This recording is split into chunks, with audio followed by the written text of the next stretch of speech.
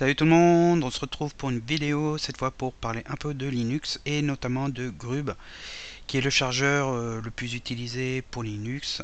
Donc c'est un chargeur de démarrage qui permet de booter sur Linux et éventuellement sur Windows dans le cas d'un dual boot.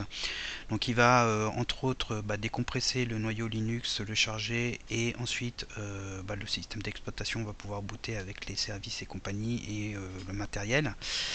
Et il peut arriver que parfois, suite à des mauvaises manips, configurations ou autres problèmes, vous ayez endommagé Grub. Et donc du coup, votre Linux ne démarre plus et vous êtes bloqué et vous ne savez pas comment faire. Donc cette vidéo est une illustration du tuto que vous avez sous les yeux. Il faut distinguer deux choses quand vous avez un problème de démarrage. La première, c'est l'ordinateur qui ne trouve pas Grub. Donc là, ça veut dire qu'il est soit supprimé et du coup, il faut le réinstaller. Ou le deuxième cas, vous avez Grub qui arrive à se lancer, mais il affiche un message d'erreur.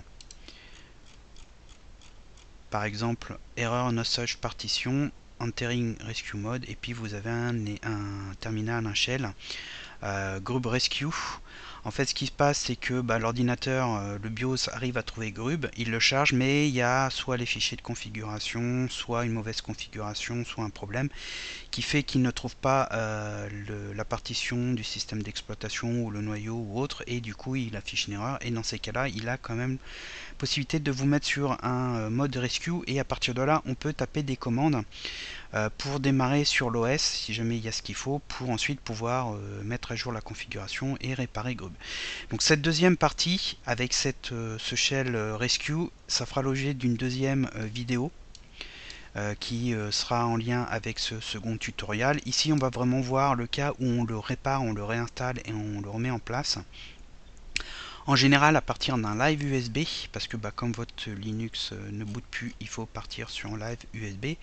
Et là on a plusieurs choix. Alors si vous êtes sur Ubuntu a un soft qui s'appelle Boot Repair qui permet d'analyser, rechercher les systèmes d'exploitation installés et de réinstaller Grub. Ensuite on a la possibilité d'utiliser SuperGrub qui est un live USB qui en fait donne accès à un Grub qui va aussi trouver votre Linux, démarrer dessus, et après on a juste deux commandes à taper pour réinstaller Grub.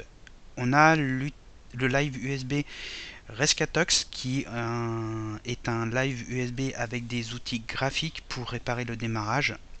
Il y a plein d'outils, il y a des possibilités de réinitialiser les mots de passe Windows, et entre autres il y a pas mal d'outils pour réparer le démarrage Linux. Et enfin vous avez la possibilité de réparer Grub en ligne de commande en tapant tout plein de commandes, et donc ça c'est la partie la plus complexe quand on n'est pas à l'aise. Et donc je vais essayer de vous montrer ces quatre méthodes pour illustrer le tuto que vous avez sous les yeux. Alors je ne vais pas vous montrer à chaque fois comment créer une clé USB. Sur Linux ou sur Windows, vous avez l'outil UnetBootIn qui permet de choisir les distributions. Donc quand vous voulez réparer un Grub par exemple sur Ubuntu, vous n'êtes pas obligé de créer un live USB Ubuntu, vous pouvez le faire depuis Debian, etc. Par contre, bien sûr, si vous voulez utiliser Boot Repair, il faut créer une clé USB Ubuntu puisque ce logiciel n'est dispo que Ubuntu. Mais comme on voit ici, par exemple, Ubuntu permet de créer une clé USB Super Grub. Par contre, il n'y a pas Rescatox, donc il va falloir le faire à la main. Et donc pour ça, on télécharge le fichier ISO. Ici, on clique sur le petit bouton 3 petits points et on va chercher le fichier ISO. Ensuite, on indique la clé USB et normalement, il vous crée la clé USB de démarrage. Donc, je ne vais pas vous montrer à chaque fois, mais bon, aussi des articles que je mettrai en description de la vidéo qui vous expliquent comment créer des clés USB de démarrage. Donc là, sous les yeux, on a un Ubuntu avec la page Grub qui permet de choisir sur quoi on veut démarrer. Donc ici on peut démarrer sur Ubuntu, des options avancées de récupération et autres. On peut aller dans le cas d'un PC UEFI directement dans le BIOS depuis Grub, et puis si vous êtes en dual boot vous pouvez démarrer sur votre Windows 10. Donc là je vais faire en sorte de démarrer sur le live USB Ubuntu pour aller sur Boot Repair. Donc pour ça on redémarre, on tapote sur une touche qui dépend du constructeur pour avoir le boot menu. Et à partir de là, on peut choisir sur quoi démarrer. Moi, je vais prendre CD-ROM pour avoir le live USB. Donc là, on est dessus. Il est en anglais cette fois-ci. On va prendre Ubuntu, donc le premier. Et on va le laisser démarrer. Donc je couperai la vidéo pour aller plus vite. Pour arriver sur le bureau d'Ubuntu depuis le live USB. Donc voilà, on est sur la page du live USB où il nous demande la langue. Donc on va prendre français et on va prendre essayer Ubuntu puisqu'on ne veut pas le réinstaller, hein. Et on va arriver sur le bureau du live USB. Voilà, alors on est dessus. Je vais essayer de changer la résolution pour mettre en plus grand. On sera plus à l'aise. Voilà, on va essayer comme ça. Hop, donc une fois qu'on est sur le live USB, on va ouvrir un terminal. Donc il faut descendre tout en bas et aller dans les applications.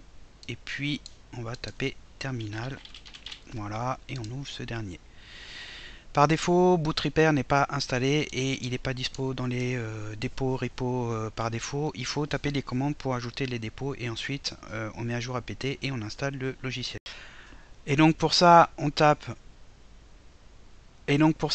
sudo add-apt-repository puis le nom du repository Bootrepair. Donc ces commandes là, elles sont dans le tuto, hein, que je mettrai en description.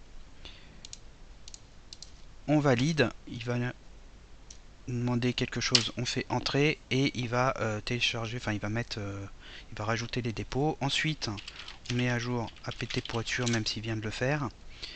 Et normalement ensuite on a juste à faire un apt install boot repair. Et il nous demande confirmation pour installer, on fait oui. Et il télécharge et il installe tout ça. Bon, je vais assez vite pour les commandes, hein, vous les avez dans le tuto, hein. Et après, hop, on lance le programme en faisant... Alors, donc là, il va se lancer, il fait une analyse. Et donc, on arrive là-dessus avec donc, le réparateur de démarrage. Et vous avez deux options. Vous pouvez faire une réparation recommandée ou créer un rapport boot info. Donc, le premier, il va faire les réparations. Et le deuxième, il fait aucune modification du système. Il crée simplement un rapport avec le contenu du système au niveau du démarrage qui peut être ensuite envoyé à quelqu'un ou utilisé sur un forum d'entraide comme le forum Malégal, pour voir un petit peu la configuration et vous dire ce qu'il faut faire pour réparer le démarrage de Grub et de Linux. On a aussi la possibilité d'avoir des options avancées qui vous permettent de sélectionner les actions. Donc ici par exemple par défaut il réinstalle Grub, il va utiliser l'UEFI, le fichier UEFI standard, et puis on a la possibilité de choisir les partitions de démarrage. Si jamais vous avez plusieurs Linux installés, vous sélectionnez lequel vous voulez réparer. Puis on a aussi la possibilité de choisir les options de Grub que l'on veut appliquer à ce dernier. Bon là on va pas les utiliser, le but c'est pas de faire un tuto sur Bootrepair, on fait simplement réparation auto recommandée et là c'est automatique, il va faire tout ce qu'il faut pour réparer Grub et ça s'arrête là. C'est pas plus compliqué, il passe les commandes pour vous.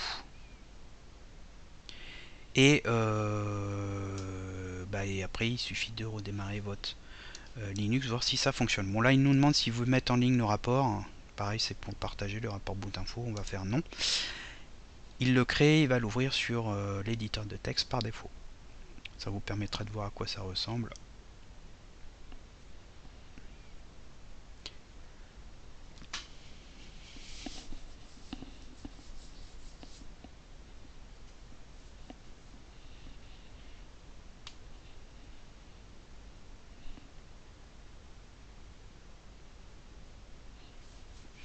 Voilà, donc là il l'a créé, il nous dit qu'il se trouve dans tel emplacement, etc. hein. Et on fait valider. Et le rapport s'ouvre avec les différentes informations boot info et de démarrage du système que vous pouvez partager avec quelqu'un pour vous dépatouiller dans vos problèmes de démarrage Linux. Mais il a fait les réparations, donc à partir de là, il suffit d'aller dans l'ampoule en haut à droite, le menu, on fait éteindre et redémarrer et vous retirez la clé USB pour voir si votre Grub est à nouveau fonctionnel et si vous parvenez à démarrer sur votre Linux. Donc ça c'est la première option de réparation. La deuxième option c'est Supergrub.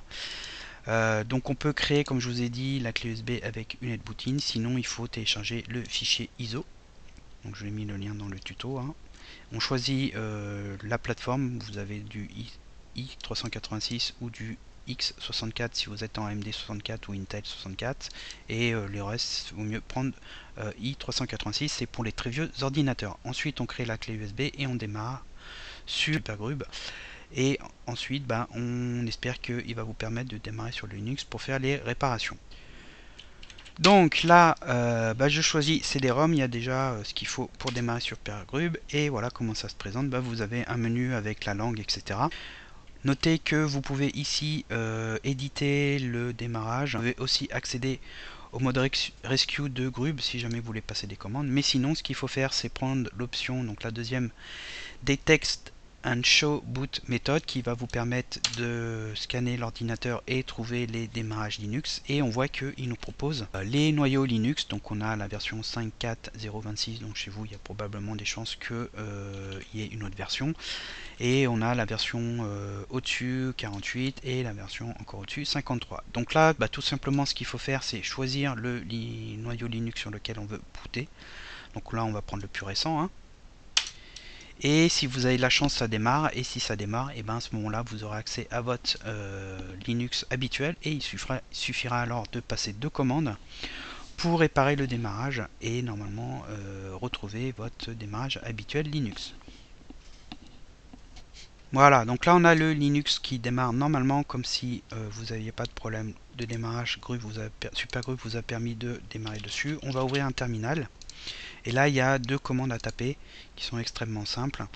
Donc la première chose, c'est de lister les disques. Donc pour ça, vous pouvez utiliser lsblock lsblk pour voir que on a en SDA 1 la partition EFI de 512 MB qui est montée sur boot EFI, et puis on a la partition système qui est en SDA 2. Donc notre disque de démarrage c'est le SDA. Donc on va taper sudo grub install pour l'installer dessus. Dev SDA. Donc chez vous, si c'est un autre disque, un secondaire, ça sera B, C, etc. Donc là, il demande le mot de passe root, enfin le mot de passe sudo, on le tape et il installe ce qui va bien au niveau de grub. Et après, on fait un sudo grub update grub pour mettre à jour le fichier de configuration si ce dernier est erroné. Et là, il va regarder dans boot. Il y a un script qui dit de regarder dans boot les noyaux Linux kernel qui sont présents avec les fichiers VM Linux et les images de RAM qui correspondent, et il crée les entrées qui vont bien dans Grub pour que vous puissiez ensuite choisir sur quel kernel démarrer avec un par défaut. Et si tout va bien, on fait un sudo reboot où on utilise l'icône en haut à droite d'ampoule pour redémarrer le PC et vous regardez si ça permet de démarrer normalement votre distribution Linux et si ça permet de réparer tous les problèmes de démarrage Grub avec cette méthode Supergrub Linux. Donc ça c'est la méthode avec Supergrub. Voilà, bon là mon Ubuntu démarre, hein. Les commandes que je viens de vous donner sont ici. Et après, je peux vous montrer Rescatox qui a son tutoriel dédié parce que c'est assez long. Et il y a pas mal d'options. Donc vous avez Restore Grub quand vous êtes en MBR. Vous avez GNU Linux Boot Fix qui permet de réparer à la fois en MBR ou en EFI. Il y a la possibilité de réparer les fichiers de configuration comme on vient un peu de le faire avec la commande update grub, et puis on peut aussi corriger les entrées UEFI et éventuellement réparer un dual boot si vous êtes en Windows et Linux. Et donc ça c'est le live USB. Il y a 2-3 trucs à faire et on arrive sur ce menu où après on lance l'outil de réparation que l'on souhaite. On a un petit assistant, des fois il nous demande quelle partition ou quel disque on veut réparer, enfin la partition système ou EFI. On la sélectionne et après il fait le reste. Donc c'est extrêmement simple. Voilà, donc là j'ai déjà le Rescatox de près. On a le mode UEFI boot en haut à droite. Bon là vous touchez à rien, vous faites simplement entrer et ça va démarrer sur le live USB Rescatox pour ensuite vous donner accès aux outils de réparation qui sont intégrés dedans.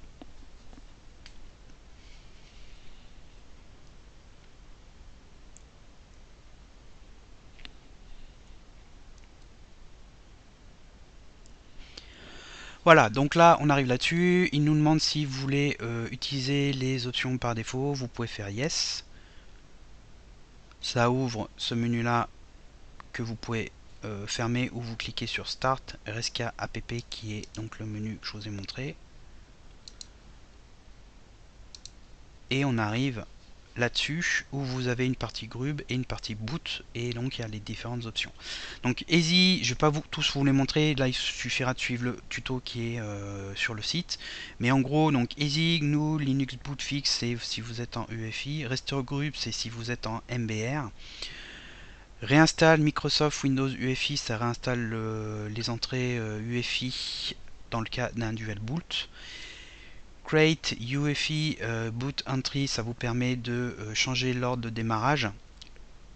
Le boot fixe le fait aussi, c'est si jamais Ubuntu n'est plus en premier dans l'ordre de démarrage et que vous avez Windows dans un dual boot qui démarre directement dessus, en mettant Ubuntu en premier, vous récupérez grub et vous pouvez ensuite soit démarrer sur Linux soit sur Windows.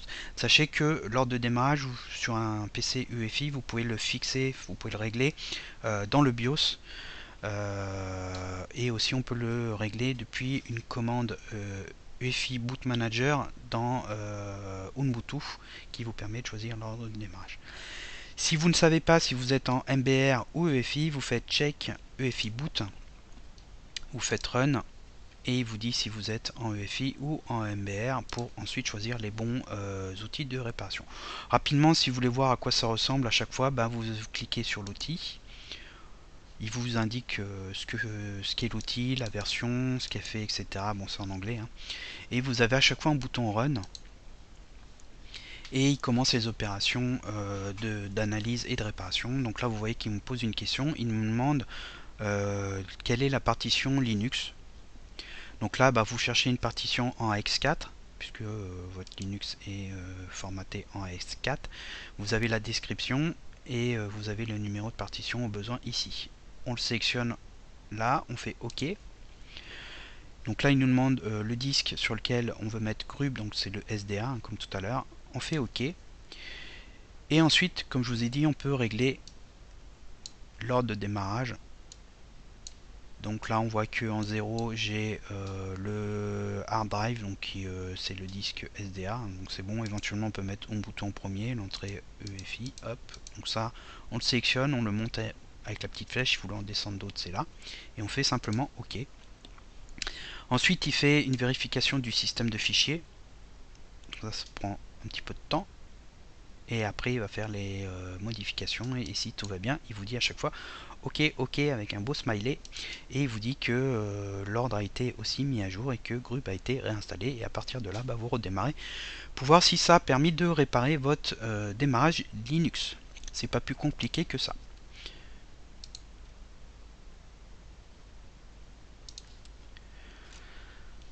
Et donc, on va terminer avec la dernière partie pour les pros, qui est la réparation de grub en ligne de commande depuis un live USB. Donc là, le live USB, la distribution qui est dessus, on s'en fiche complètement. Donc si vous êtes en Ubuntu, vous pouvez démarrer sur une Fedora, sur une Debian, sur ce que vous voulez. Il y aura probablement dessus directement les commandes qui vont bien, parce que les commandes, ce sont des commandes basiques. Sinon, il faut installer le paquet grub. Et à partir de là, on va pouvoir voir comment on répare le Linux. Donc là, j'ai rebooté à nouveau sur le live USB Ubuntu, puisque je l'ai sous la main. Et donc, on fait essayer Ubuntu pour arriver sur le bureau.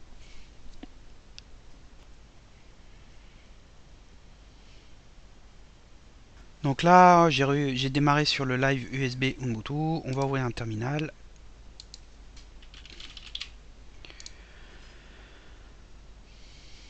Voilà. Et la première chose à faire, c'est de regarder la composition des disques. Pour ça, on fait lsblk. Et on voit que j'ai qu'un seul disque qui est SDA.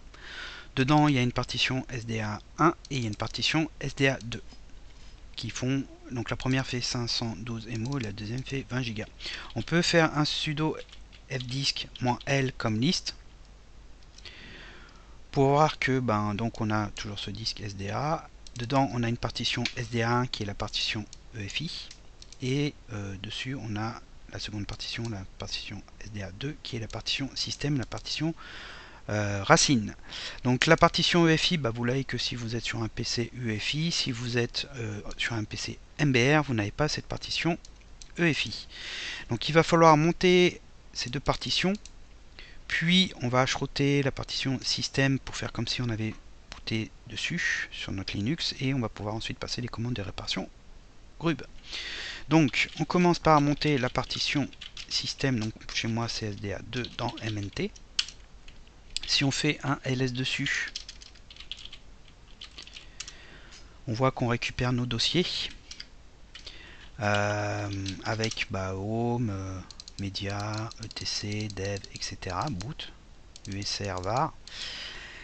Et on a notre dossier boot qui est là et on va monter la partition donc EFI, donc ça c'est que pour les ordinateurs EFI, donc c'est la une chez moi dans le dossier boot EFI. Et après on peut éventuellement faire un ALS dessus pour voir que on a le contenu boot et Ubuntu. Une fois que vous avez fait ça,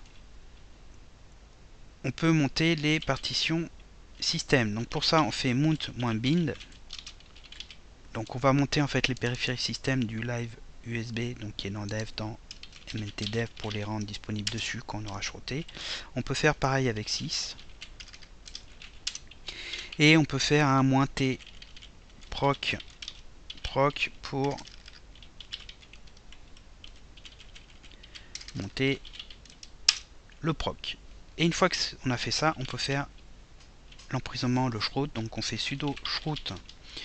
Donc on veut emprisonner MNT dans un terminal binbash. Donc pour ça on fait sudo shroud MNT, donc notre partition système binbash.